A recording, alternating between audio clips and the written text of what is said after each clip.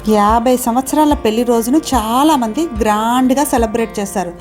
కానీ మా అమ్మ నాన్న మాత్రం వారి గోల్డెన్ జూబ్లీ రోజున ఆలయానికి గోదానం చేసి ఆ వేడుకను పుణ్యంగా మార్చారు.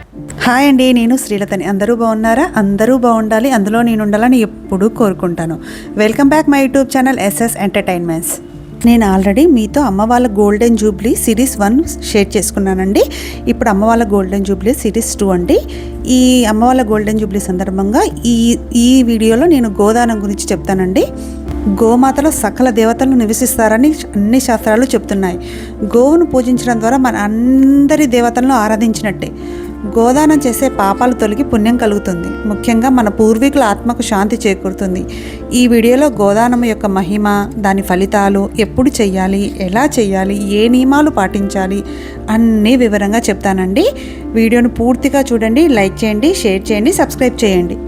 హిందూ ధర్మంలో అతి గొప్ప దానాల్లో ఒకటైన గోదానం గురించి మనం మాట్లాడుకుందామండి. గోవును గోమాతగా పూజిస్తారు. ఎందుకంటే గోవులలోనే సమస్త దేవతలు నివసిస్తారని పురాణాలు చెప్తున్నాయి. అలాంటి గోమాతను భక్తితో శ్రద్ధతో దానం చేయడాన్ని గోదానం అంటారు. ఇది కేవలం ఒక దానం కాదు, ఇది ఒక పవిత్ర యజ్ఞం, ఇది ఒక ఆధ్యాత్మిక పుణ్యకార్యం. అసలు గోదానం అంటే ఏంటి అంటే, గోదానం అంటే ఒక గోవును దూడతో సహా పూజించి శాస్త్రోక్తంగా అర్హులైన వారికి దానం చేయడం. దీన్నే గోదానం అంటారు. మన పురాణాల్లో కానీ ధర్మశాస్త్రాల్లో కానీ గోదానానికి గొప్ప స్థానం ఇచ్చారు. అన్నదానం, విద్యాదానం, భూదానం లాంటి అన్ని దానాలన్నిటిలో కూడా గోదానం చాలా మంచిదని చెప్తారు. ఎందుకంటే గోవు మనకు పాలు ఇస్తుంది, పోషణ కూడా ఇస్తుంది, ఔషధ గుణాలు ఇస్తుంది, పూజలలో పవిత్రతను ఇస్తుంది. అందుకే గోవును దానం చేయడం అంటే జీవనాధారాన్ని దానం చేయడమే. ఒక్క గోదానం చేస్తే 33 కోట్ల దేవతలకు, 330 మిలియన్ తీర్థాలకు, బ్రహ్మాండం మొత్తానికి దానం చేసినట్టు ఫలితం వస్తుందని శాస్త్రాలు చెప్తున్నాయి. మరి ఆ గోదానం ఎందుకు అంత పవిత్రమైనది అంటే, శాస్త్రాల ప్రకారం గోలో 33 కోట్ల దేవతలు నివసిస్తారని చెప్పా కదా ఇందాక. దాని శరీరంలో 300 మిలియన్ తీర్థాలు ఉన్నాయట. గోవు పాలు, మూత్రం, పేడ ఇవన్నీ పవిత్రమైనవే. పాలు అమృత తుల్యం, గోమూత్రం ఔషధం.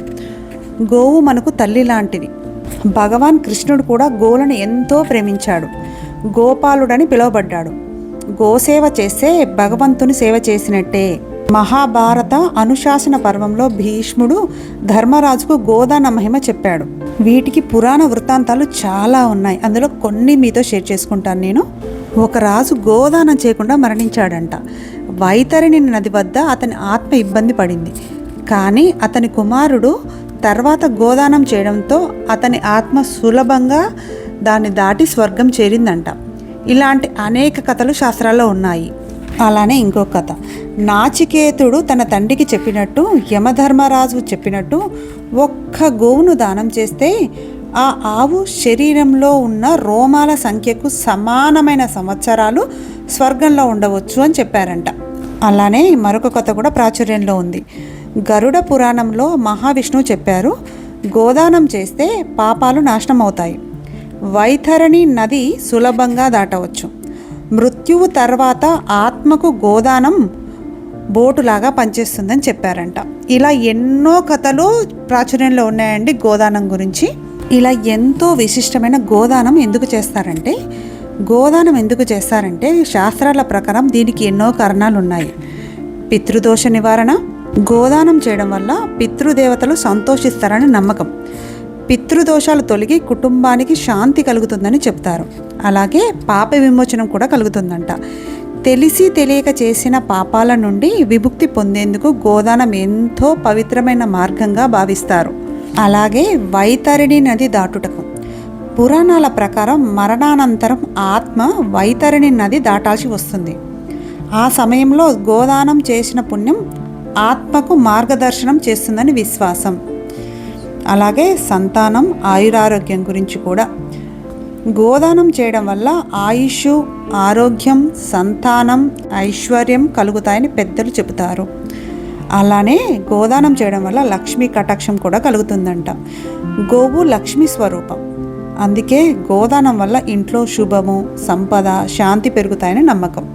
మరి అసలు గోదానం ఎప్పుడు చేస్తారు అంటే, గోదానం ప్రత్యేక సందర్భాల్లో చేస్తారు. అది వివాహం, శ్రాద్ధ కర్మలు, గృహప్రవేశము, శాంతి హోమాలు, పుట్టినరోజులు, సప్తపది శతాభిషేకం, పితృకార్యాలు, దేవాలయ కార్యక్రమాలు, ప్రత్యేకంగా పుణ్యకాలాల్లో చేస్తారు.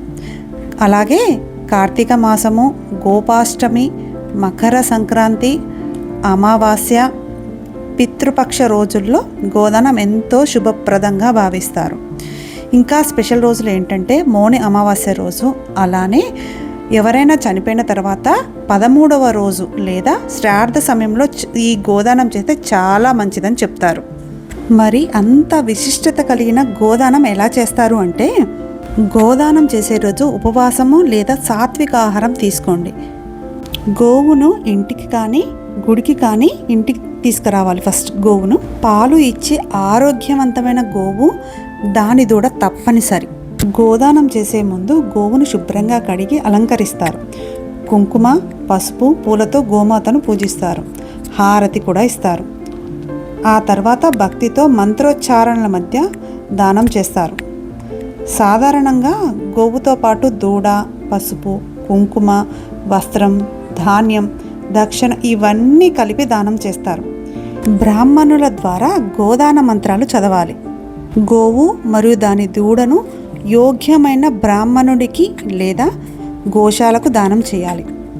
దానంతో పాటు దాన ద్రవ్యం కూడా, అలానే కొంత డబ్బు కూడా ఇవ్వాలి.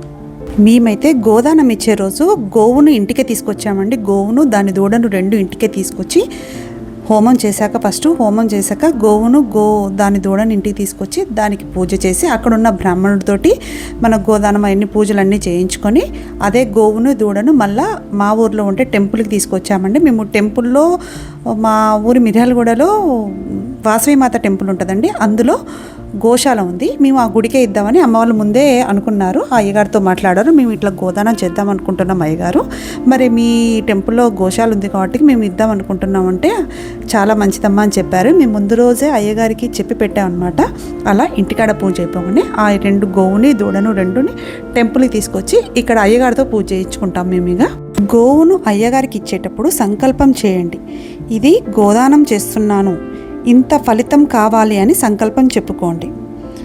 బ్రాహ్మణునికి ఆవును అప్పగించండి. గోమాతను మీకు దానం చేస్తున్నాను అని చెప్పండి.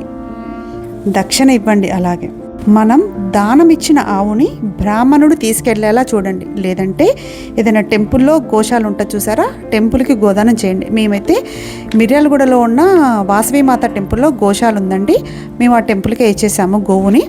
మనం గోవును దానం ఇవ్వాలంటే దానికి కొన్ని నియమాలు ఉన్నాయండి. అవేంటంటే గోవుని ఎవరికి పడితే వాళ్ళకి ఇవ్వకూడదు. యోగ్యుడైన లేదా గోసేవ చేసే వ్యక్తికే ఇవ్వాలి. దానం చేసిన తర్వాత గోవును తిరిగి తీసుకోకూడదు. ఈ గోదానం చాలా శుభముహూర్తంలోనే చెయ్యాలి. ఇప్పుడు చాలామంది గోశాలలకు డబ్బు దానం చేసి గోసేవ చేయిస్తున్నారు. అది కూడా సరైనదే, కానీ వీలైతే ప్రత్యక్షంగా చేయడం మంచిది. ఎందుకంటే నిజమైన గోవు దానం చేయడం అందరికీ సాధ్యం కాదు కాబట్టి. గోవు మన సంస్కృతి, గోవు మన సంపద, గోవు మన సాంప్రదాయం. అలాంటి గోమాతను గౌరవించడం, పూజించడం, దానం చేయడం కూడా మన సనాతన ధర్మానికి ప్రతీక. గోదానం అనేది కేవలం ఒక దానం కాదు, మన పాపాలను పవిత్రం చేసే పుణ్యకార్యం, మన వంశానికి శుభాన్ని తీసుకువచ్చే ధర్మ కార్యం. గోమాత ఆశీర్వాదం మనందరికీ ఉండాలి. ఇలా ఎవరైతే గోదానం చేసుకుంటారో వాటిని విన్నా చూసినా వాళ్ళకి కూడా అదృష్టం కలుగుతుంది. మీరు గోదానం చేశారా లేదా చేయాలనుకుంటున్నారా? మీకు సాధ్యమైతే ఒక్కసారి గోదానం చేయండి, లేదా గోశాలకు సహాయం చేయండి. గోమాతను రక్షించడం మనందరి బాధ్యత, మన అందరి ధర్మం కూడా. మనకి గరుడ పురాణంలో ఎంతో వివరంగా ఈ గోదానం గురించి చెప్పబడింది. ఎలాంటి జీవి అయినా వైతరణి నది దాటాలి, అక్కడి నుండి ఎలాంటి నరక బాధలు పడకుండా ఆ జీవి స్వర్గాన్ని చేరుకుంటాడు. ఇది మహాదానాల్లో ఒక దానం. మనం గోలోకం అని వింటూ ఉంటాం కదా, గోలోకం అంటే కృష్ణ పరమాత్మ ఉండే లోకాన్ని గోలోకం అంటారు. ఎవరైతే గోదానం చేస్తారో కృష్ణ పరమాత్మ ఉండే గోలోకానికి చేరుకుంటారంట. అంత విశిష్టత ఉంది ఈ గోదానం వలన. మీరు కూడా గోమాతను పూజిస్తే కామెంట్లో గోమాతకు జై అని తప్పకుండా కామెంట్ చేయండి. ఈ వీడియో నచ్చితే లైక్ చేయండి, షేర్ చేయండి, ఛానల్ సబ్స్క్రైబ్ చేసుకొని ఇలాంటి మరిన్ని వీడియోల కోసం నా ఛానల్ని సబ్స్క్రైబ్ చేసుకోండి. హరి ఓం జై గోమాత.